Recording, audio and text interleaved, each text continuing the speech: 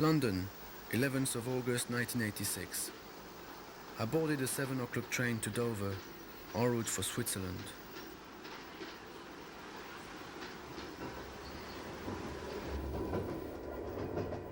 I didn't know where he lived, nor whether he was in any condition to see me. My only information was that he was now in his late 80s and living in anonymous retirement in Lugano, Switzerland. What was it that was taking me there? Even to this day, I'm not sure of my motives.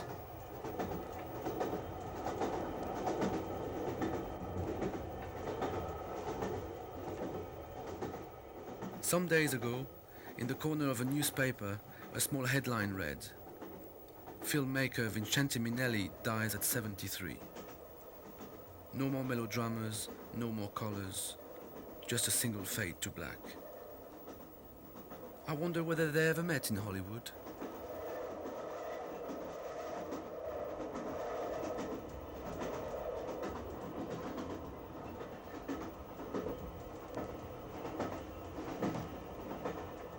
The object of my journey was to try and meet Douglas Sirk, a Hollywood filmmaker whose powerful melodramas of the 1950s were rediscovered in the late 60s in Europe and America.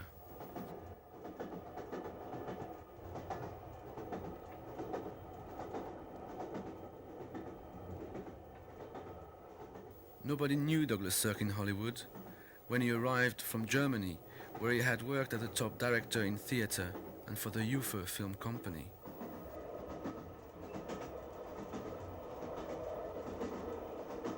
What was I hoping to achieve by meeting him? Was it to gain the benefit of his experience? Or was I just another pilgrim in search of the Hollywood Grail? 16 hours on the train, and I still didn't know if I was going to meet him at all. Maybe it was the journey itself that was going to be important.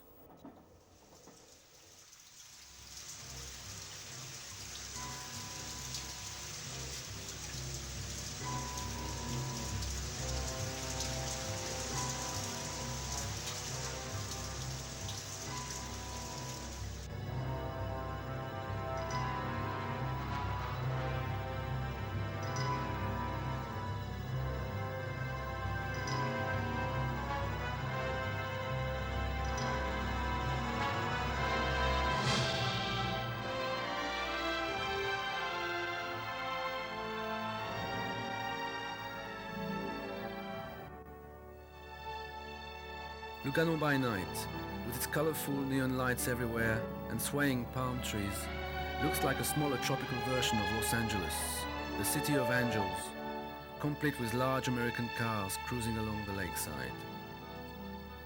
Lugano by night, a glossy surface like a multicolored dream, straight out of a Hollywood melodrama. So who knows Douglas Sirk in Lugano?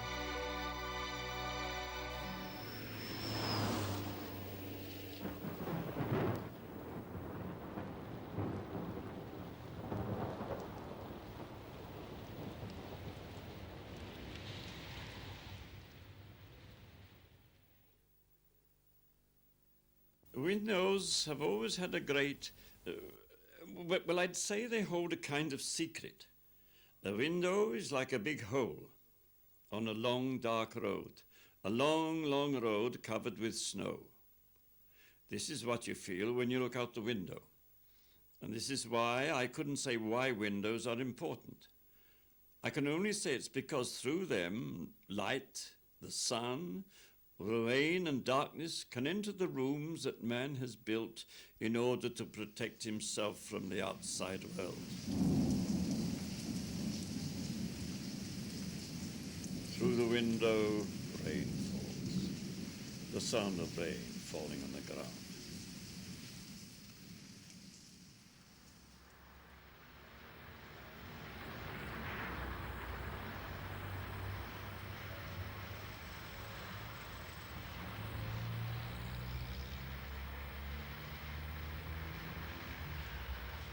People ask me why there are so many flowers in my films.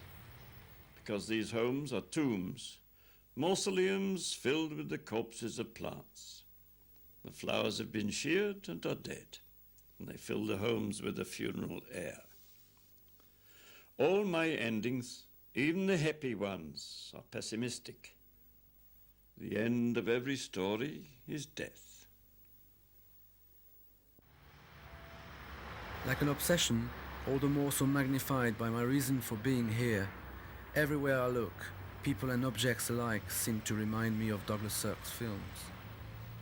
The children in my films are looking at strange animals. The parents have become monuments, sculpted by society and their children. There is a world looking at another world which is going downhill, but this new world does not yet know if its own fate will be the same. The look of a child is always fascinating. It seems to be saying, is that what fate has in store for me too? The point is, are children really pure? The innocence they have will be destroyed. They are symbols of melancholy, not of purity.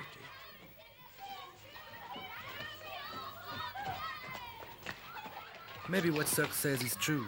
There's no such thing as a live thing and a dead thing.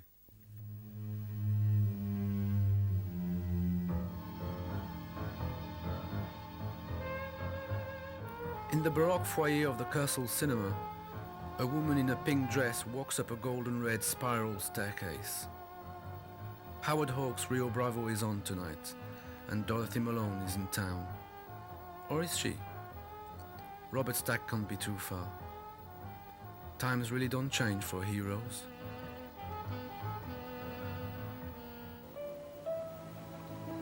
You happy? Oh, yes. Yes. I can't thank you.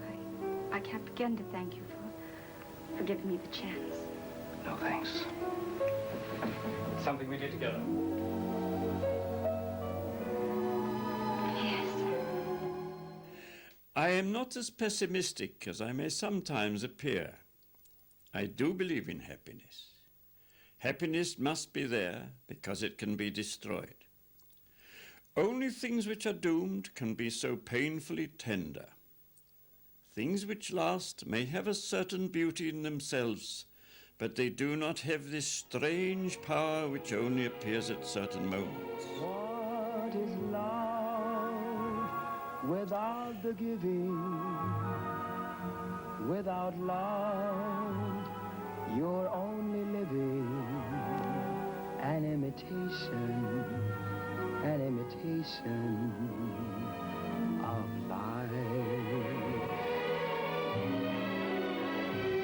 Skies above in flaming color. Without love, there's so much duller. A false creation, an imitation.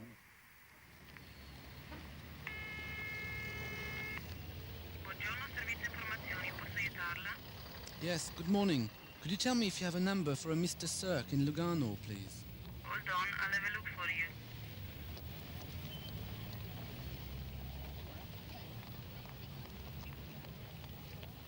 Hello?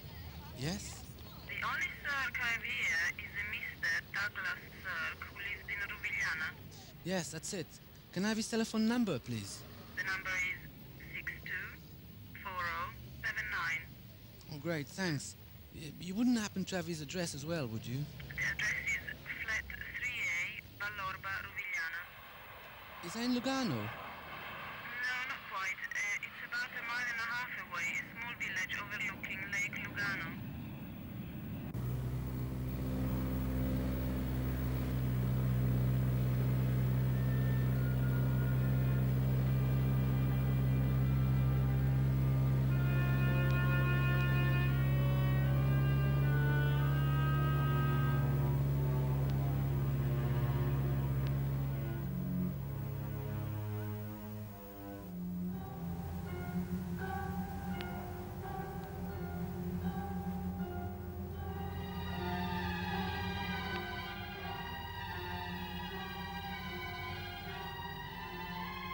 What is interesting about a mirror is that it does not show you yourself as you are.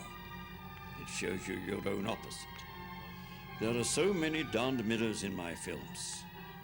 Perhaps because when a man looks into a mirror, he gets frightened. He discovers who he is. You can't escape what you are.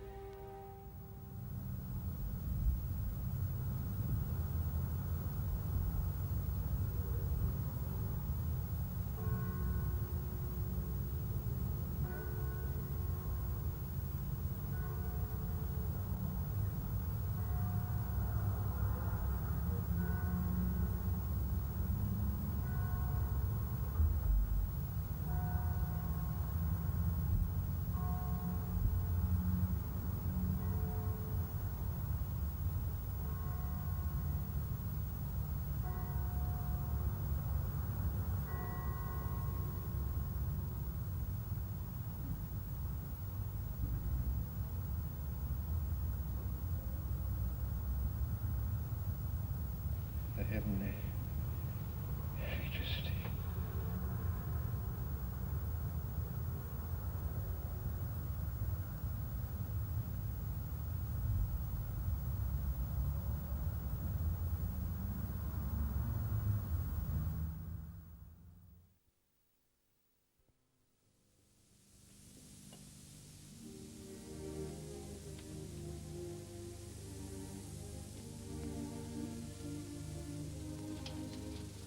The mass of men lead lives of quiet desperation. Why should we be in such desperate haste to succeed?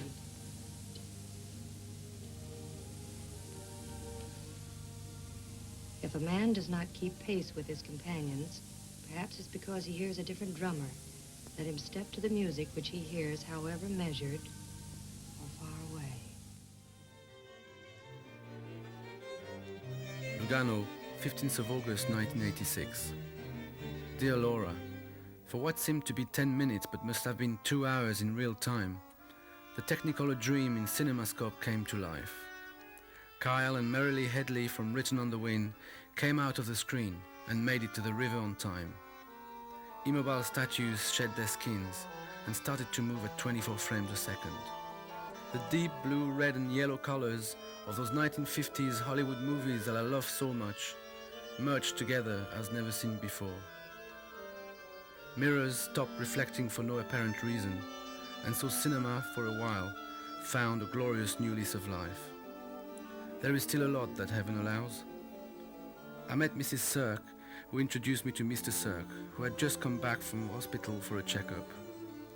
Needless to say, it was a great moment and a great day. Mr. Cirque seemed to be in a joyous and happy mood for a man of his age, almost childlike.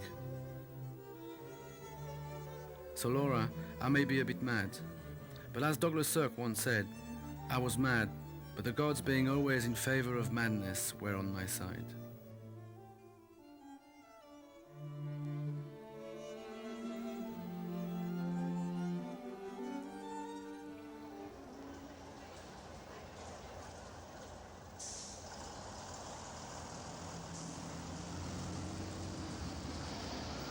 As the train hurtled me back home, I pondered on the irony of Douglas Sirk's journey to Lugano in his younger days, to meet the German writer Hermann Hesse, only to find himself, years later, returning there to retire.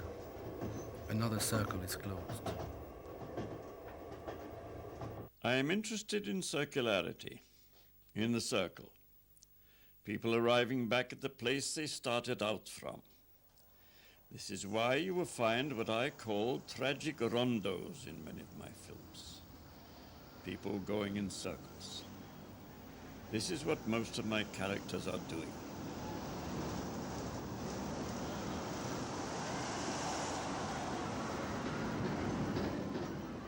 Once you go into it, you're bound. You'll never be able to give it up. You'll find this furnishes your motive power. It will obsess you. Believe me, it'll be a magnificent obsession. You can't make films about things. You can only make films with things. With people, with light, with flowers, with mirrors, with blood, In fact, with all the fantastic things which make life worth living.